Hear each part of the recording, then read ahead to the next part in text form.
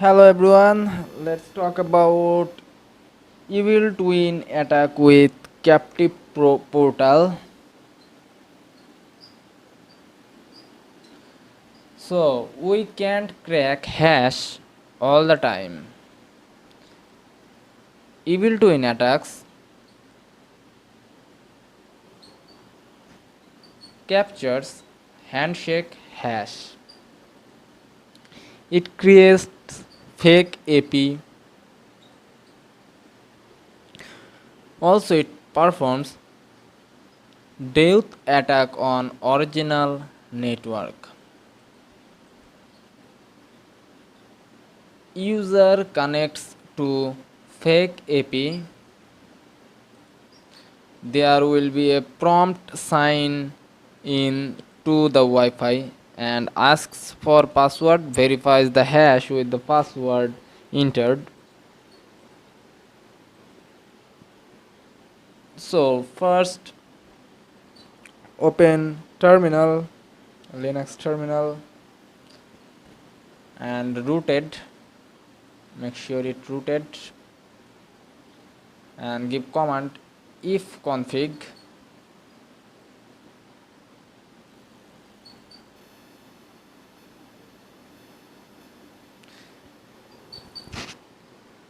So what is an evil twin attack?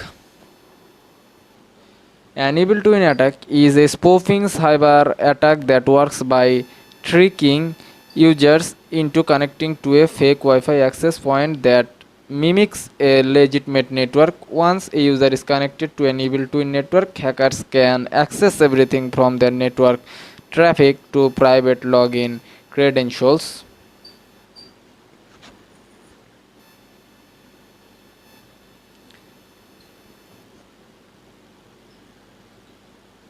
Give command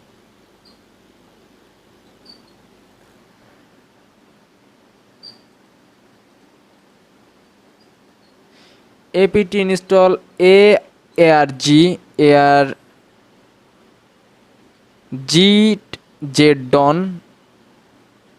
c to install this package in your Kali machine.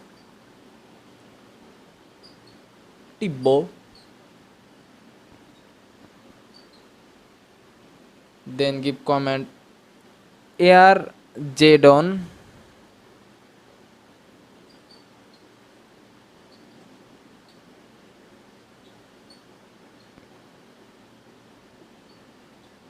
open another terminal.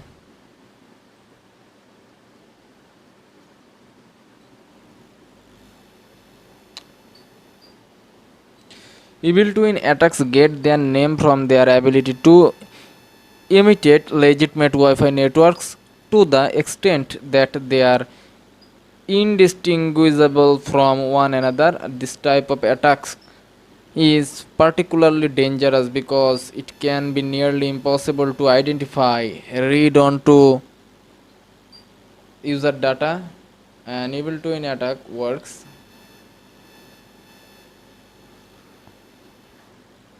you guys can create DOS attack handshake tools, even to evil twin attacks, WPS attacks, WEP attacks, enterprise attacks by this AirJDon. How an evil twin attack works. The most dangerous evil twin attacks work by tricking victims into thinking that they are connecting to a reliable public Wi-Fi network. To make the attack as believable as possible, hackers typically use the steps like choosing a location with free Wi-Fi. Hackers choose a busy location with free popular Wi-Fi like an airport, library, or coffee shop to execute their attack. These places often have multiple access points with the same name, making it easier for a hacker's fake network to go unnoticed. And step 2, setting up a Wi-Fi access point. Next, the hacker creates a new hotspot using the same name, service set identifier SSID name as the legitimate network. They can use almost any device to do this, including phones, laptops, portable routers, and tables. Some hackers may even use a Wi-Fi pineapple to achieve a broader range. And step 3 is creating a fake captive portal. If you have ever logged into a public Wi-Fi network, you probably encountered a captive portal page. This typically require you to enter a password or other basic information to access the network. While many legitimate networks use these, hackers can easily replicate them to trick users into sending over their login information. Unfortunately, it can be nearly impossible to tell the difference between legitimate and fake captive portal page if the hacker knows that they are doing. And after this, step 4 is setting up closer to potential victims. Once a hacker has finished setting up the evil twin access point and fake captive portal page, they may move their device or router closer to potential victims to create a stronger signals, and this convince people to choose their network over the weaker ones and forces some devices to connect automatically. And step 5, monitoring and stealing user data. Once a victim has connected their device to an evil twin network, the hacker can monitor everything they do online, from scrolling through social media accounts to checking bank statements. If a user logs into any of their accounts while connected to the network, the hacker can collect their login credentials.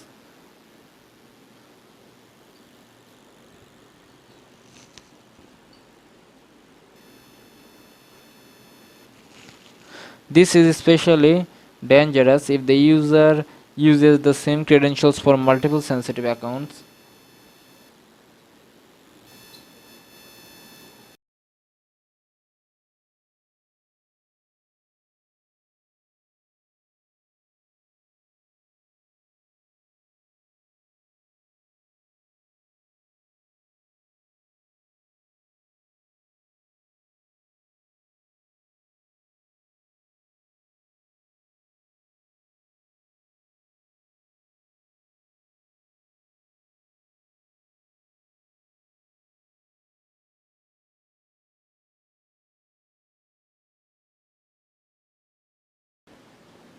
Two windows will be opened,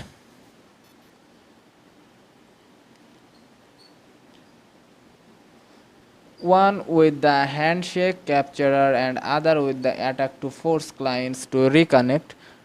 So, in this situation, don't close any window manually. Script will do when needed in about 20 seconds maximum. This is the procedure.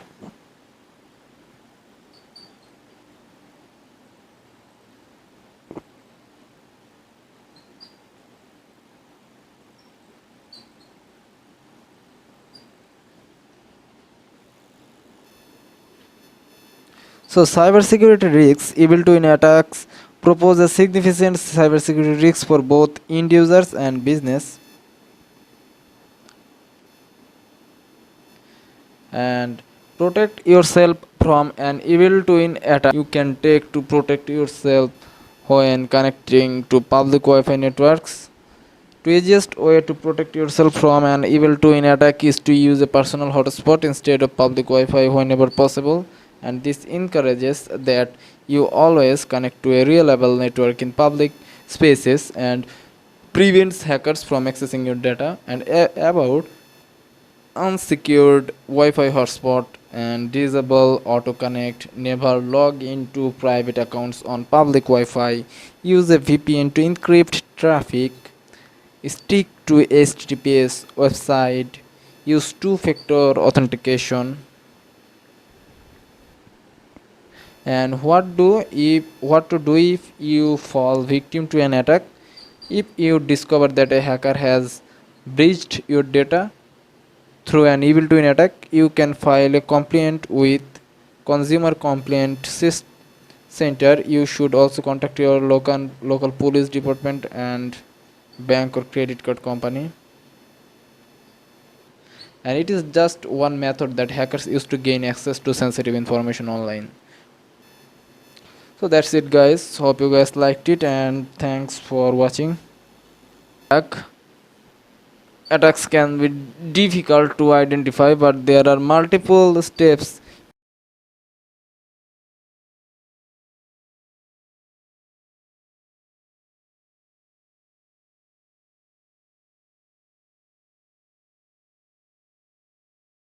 Hello everyone, let's talk about creating fake captive portals. A captive a captive portal, a web page is encountered that requires certain actions before internet access is granted. A simple captive portal forces the user to at least look at, if not read, an acceptable user use policy AUF page, and then click on a button indicating agreement to the terms of the policy. Presumably, this can help absolve the provider from liability in the event the user commits criminal or other destructive activity while logged on. In some captive portals, advertisements for the provider's sponsors are displayed, and the user must click through them or close the windows in which they appear before accessing the internet. Some captive portals require the entry of a pre-assigned user ID and password before accessing the internet. Such authentication may discourage the use of wireless hotspots as sites for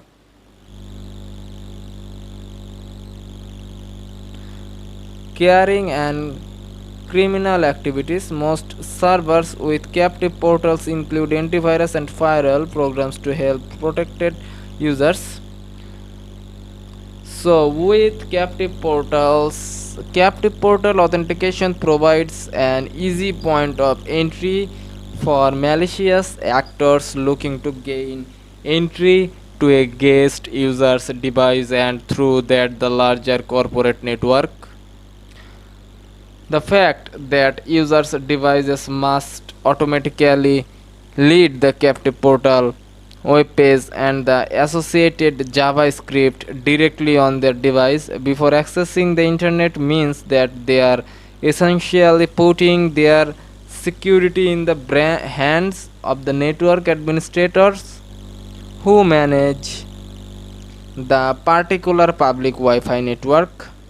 If the network has already been hacked or they are running firewalls or other network equipment that is vulnerable, you are essentially giving hackers a direct access to your laptop, tablet, or smartphone. When you load that captive portal login page, this kind of access point can hack.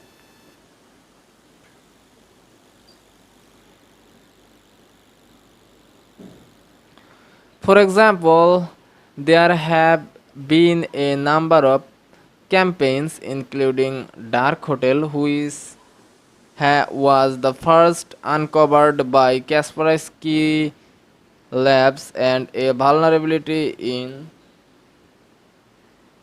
in-gate routers discovered by Cyclone, which was used to target guests at high-end business hotels.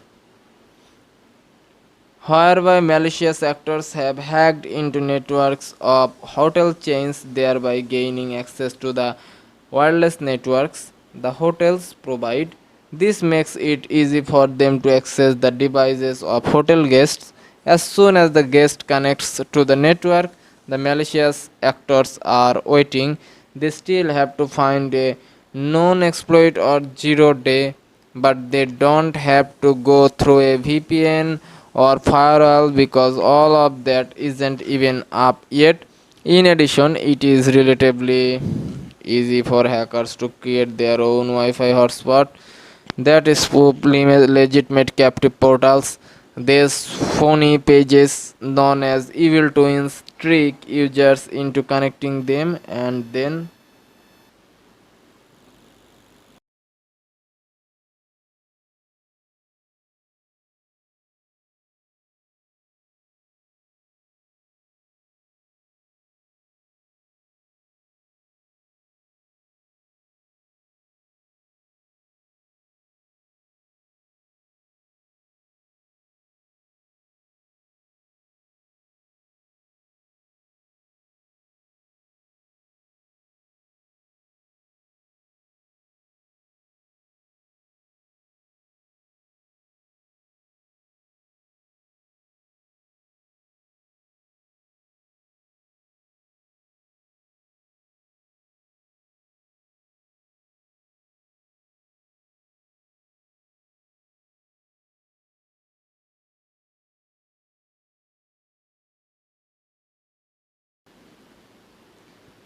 So now let's check this in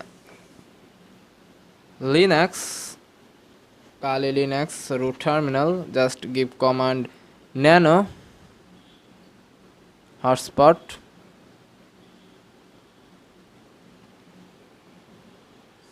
dot config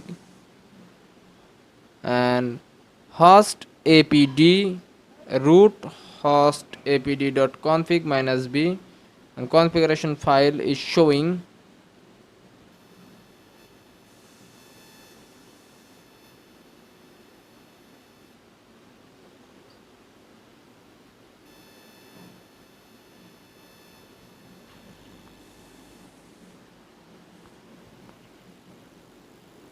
Now give command cd var. A captive portal is, for example, a public Wi-Fi network names ESS which leads to an internet connection which redirects all traffic to a specific login pages until you log in the system. Typical applications are hotel, airport, park, free Wi-Fi. Captive portals disadvantages also, and this is messing up with networking transparency through redirecting DNS and HTTP. All users can usually see your encrypted traffic and possibly redirect your logging to. WPA based authentication is much better but is often seen as more complicated for the end user compared to captive portals and require pre-arranged authentication. There is work in process for standardizing the captive portal protocols.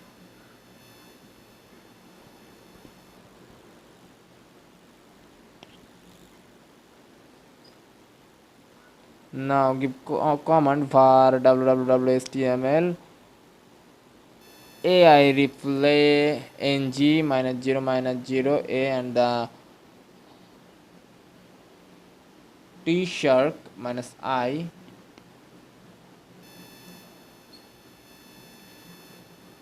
So how the captive portal's login is activated?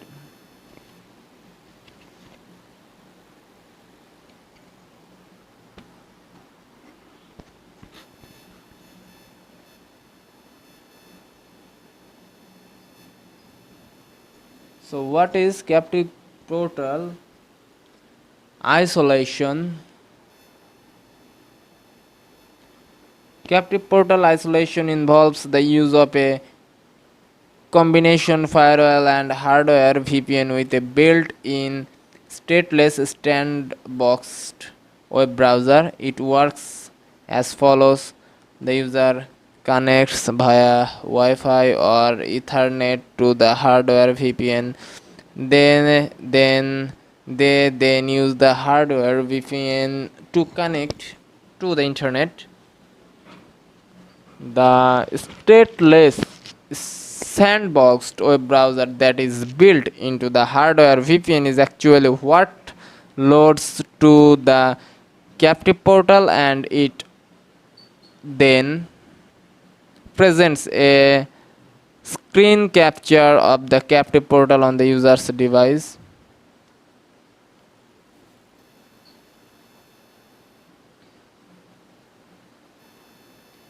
So automated login for captive portals in Linux. Every time you connect to a private network, may it be your college, office, school, etc., the captive portal screen appears where you have to enter your credentials provided by the organization, and the idea is to automate that process so that whenever you are connected to any router in the same network, it automatically gets logged in.